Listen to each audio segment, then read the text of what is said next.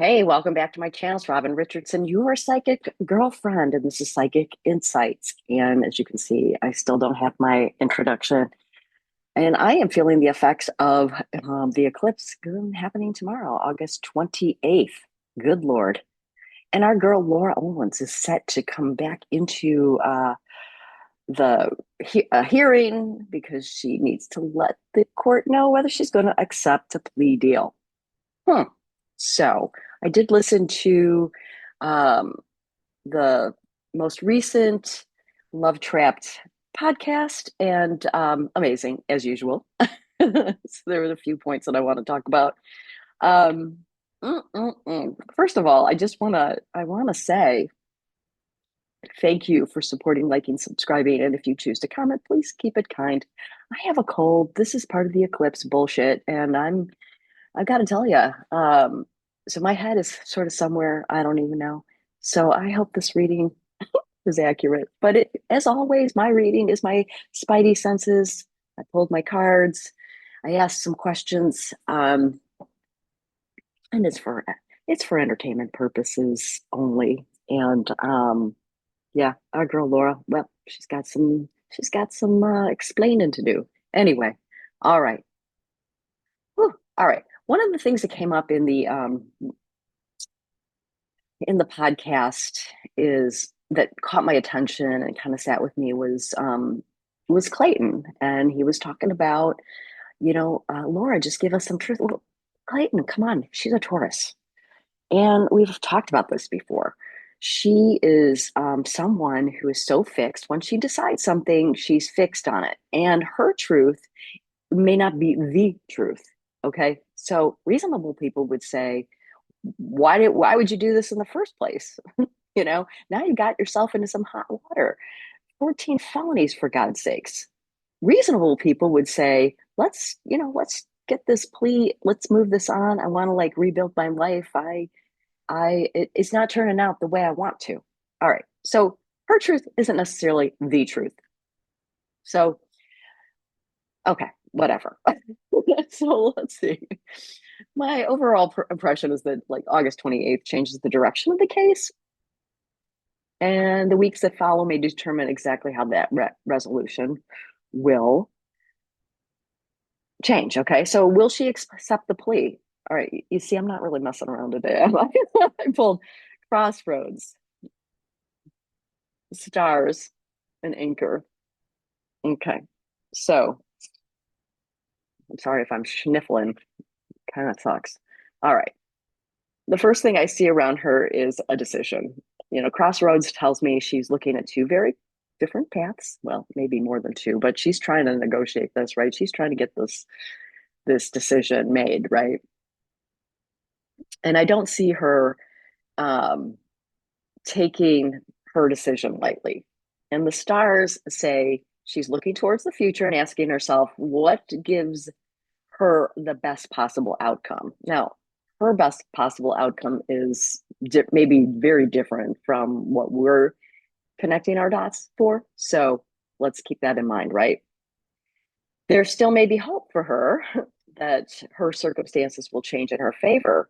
And what I see is she like always tries to like find a loophole. She tries to find a legal loophole. She tries to manipulate the situation. And so what we're seeing is her hopes. She's hoping that things may change in her favor, and another option might appear. But then we get the anchor. Now, the anchor changes the reading a little bit because eventually something will become fixed. Okay, this doesn't feel like someone remaining indefinitely undecided. It feels like someone who weighs the options, perhaps right up to the last possible moment. And this is what I heard over and over again in the podcast and what we've been discussing. But so I'm going to, keep a note on the last possible moment. Last possible moment. So we'll see what happens there. But I think my feeling is she's leaning towards accepting a plea or some sort of negotiated resolution, although I don't think August 28th um, becomes completely final. I don't think we're going to get anything final there. There's an important emotional component here because she was born on May 14th, 1990, giving her a Taurus sun.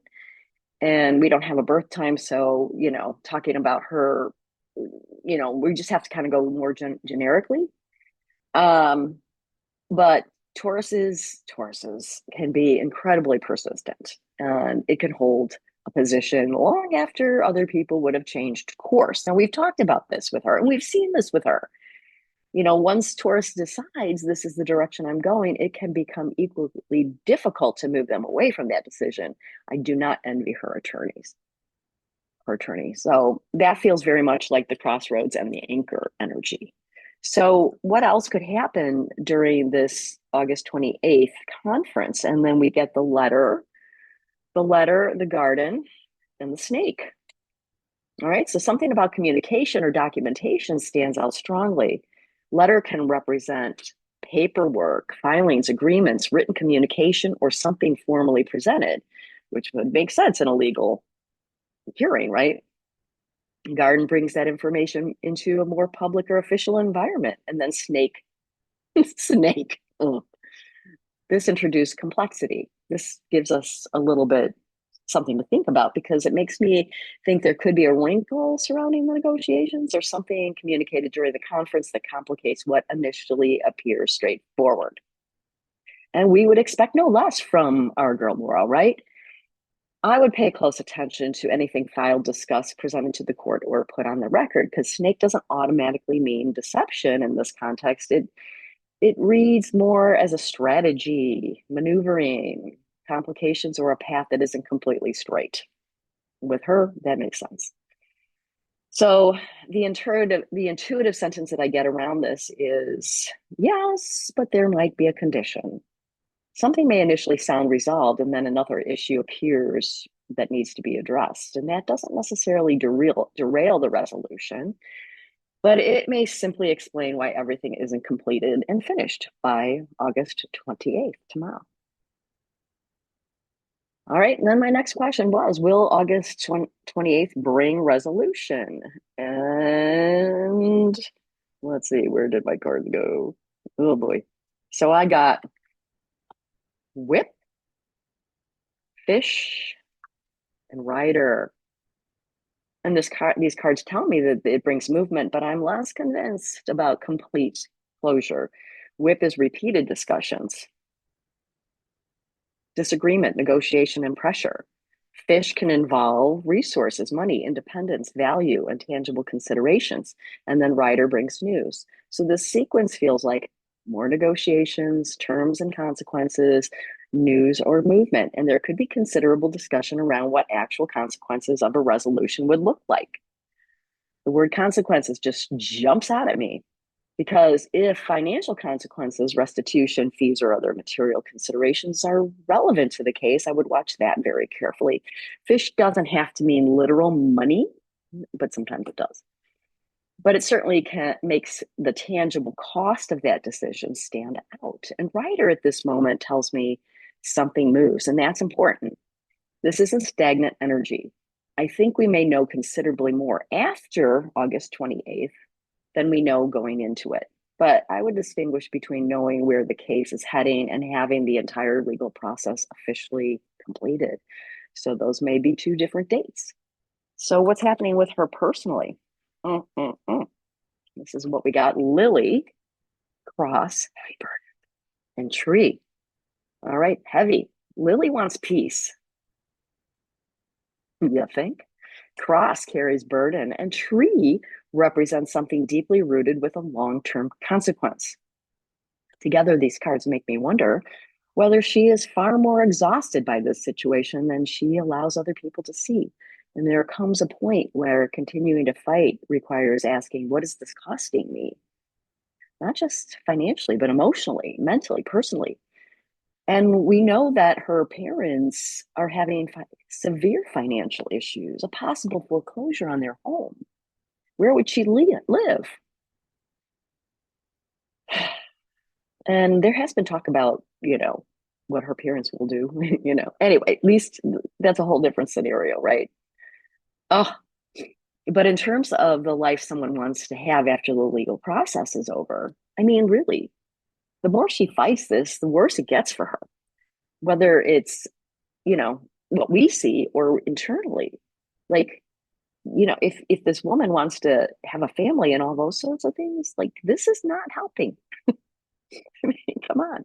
I mean, there are some weirdos out there that would love felons. I mean, Chris Watts marrying someone. I mean, come on, that's crazy. We can talk about that. But uh, cross followed by tree suggests that whatever decision is made now has consequences extending far beyond August 28th or her trial date. Current trial date, October 28th. Interesting, the 28th, right? Mm-hmm. So this isn't simply about getting through a court date, it's about what happens afterwards. And Lily tells me that somewhere underneath all of this, there may be just more of a growing desire for peace and an ending. And she could be getting pressure around that too. All right. Question for my audience. What do you think she'll wear to her hearing? We all know it's going to be that black dress, right? Laura, do something else. Wear something prettier. My God. Oh, wait. Yeah. Oh, anyway, never mind. That's my snarky me. It's part of the meds. Sudafed's kicking in, I guess. I don't know. So where is this ultimately heading? When we get the key, we get the heart, and we get the woman. And these are the strongest cards of the entire reading. Okay. Key represents a solution, an answer, something becoming certain. Heart represents what someone genuinely wants or what matters emotionally. And woman brings the reading directly back to her. And what's fascinating is that the reading began with her at a crossroads and eventually gives us key and woman. And that creates a very clear energetic arc. She has a decision to make. Attorneys can advise, prosecutors can negotiate, and the court can impose deadlines. Evidence and potential consequences can influence her, but ultimately there appears to be a moment where she has to choose what happens next. And I think she does. And will this actually go to trial on October 28th? Well, let's see. The cards say Scythe, Sun, and Coffin, which are interesting. I do not currently see this reaching a full October 28th trial. Scythe suggests something gets caught off. Sun illuminates it and makes the situation clear, and Coffin ends the chapter. That's pretty interesting, huh? So pull it all together. We have cutoff, clarity, and ending. Scythe is especially important. It's very important because it can represent something happening suddenly or decisively. And this doesn't feel like slowly preparing for a trial. It feels like the trial path itself eventually gets interrupted or removed. And the sun sitting between Scythe and Coffin suggests there may be a moment when the realities of the situation become extremely clear. Something is illuminated. A calculation changes, and then the coffin closes the existing path. Now, that doesn't necessarily mean the entire legal matter disappears because we know Laura, she probably carry this on until she drops, right? There could be sentencing hearing. Well, this could also mean the sentencing hearings, paperwork, compliance requirements, and other procedural matters. So we can keep that in mind as well. But I'm answering a specific energetic question. Does this actually proceed through a full trial beginning October 28th? And my reading leans strongly towards no. So what happens between August 28th and October? And we get the ship, the bear, and birds. These cards help connect the August conference with the October trial date. Ship says things begin moving away from their current position. Bear brings power, pressure, leverage, authority, resources, or someone with significant influence. Now, remember, bear can be mom. So Mommy Jan could be influencing strongly here. Jan. Oh my. All right. And the birds bring conversations, negotiations, phone calls, nervous discussions, and back and forth communication. They can also be little meetings. So it looks like active negotiation between August 28th and October 28th. Now, I don't see everyone leaving August 28th and simply waiting quietly for trial. Something moves, pressure increases, conversations happen, options are discussed, and there may be significant reassessment of the risk involved in proceeding to trial.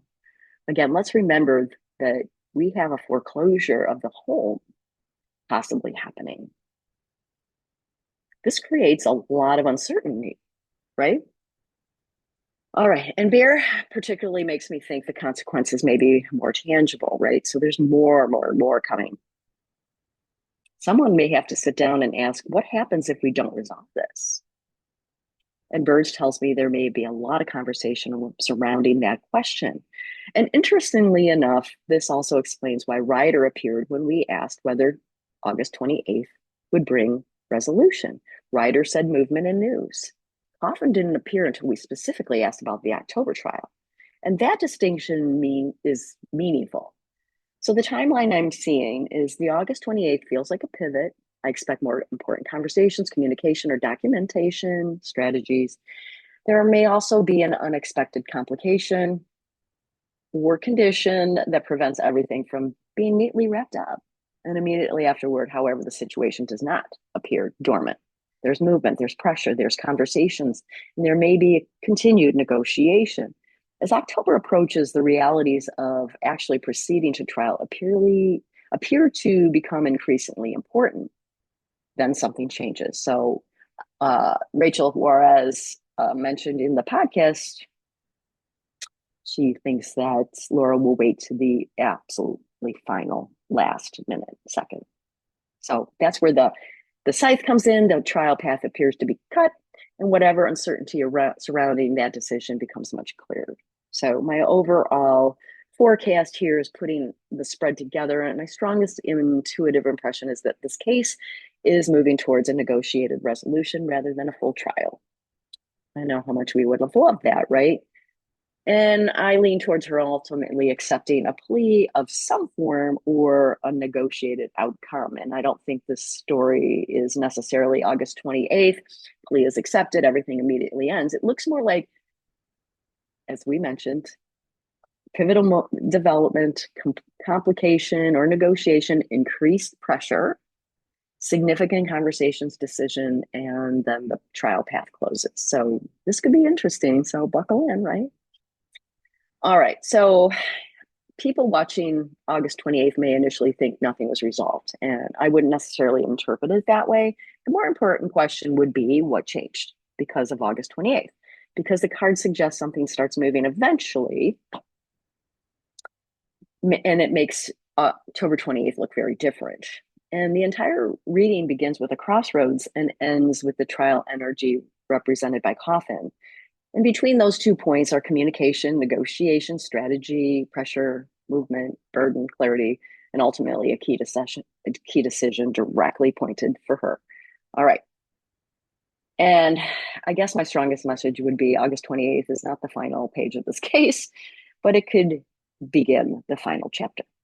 So we'll see what happens. This is an intuitive interpretation of my cards and symbolism.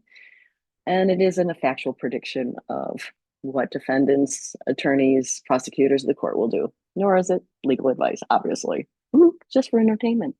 So our girl Laura has some thinking to do, and if she hasn't already, she will be faced with this consequence. And as I said before in earlier episodes, I don't think that the consequences she gets is going to be something that we all think is appropriate. So I'm going to stand by that. And I think we're going to be disappointed. But I think that in the end, yeah, I mean, it's not like Laura will not have consequences because obviously she will, but we may not appreciate the ones the court hands down. We'll see.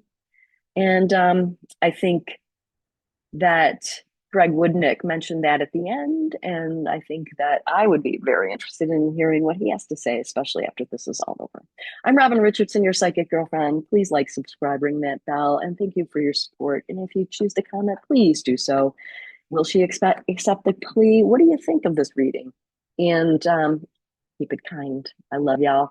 And I hope that we all get more of Laura because I think she's interesting. But I also hope that we get resolution for uh, our our kind and caring people, Clayton, Mike, Greg, and anybody else that she's harmed. All right. That's me. I'll see you in the next one.